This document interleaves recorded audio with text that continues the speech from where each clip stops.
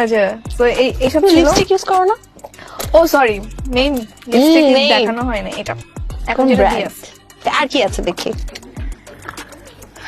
সব দেখাতে হবে সব কেন? দেখবো না, আচ্ছা, একটু ঠিক দেখি আছে। কি আছে। আমার সানগ্লাস। ও সানগ্লাস পরো তো। আর পরো না না এখন ইনডোর। তো কি, সানগ্লাস একটু পরে দেখাও। মানতেই হবে, আউটলুক অনেক গ্রেট লাগছে। ফ্যাশন ডিজাইনিং এর পরে মেয়ে একটু না হলে কি হয়?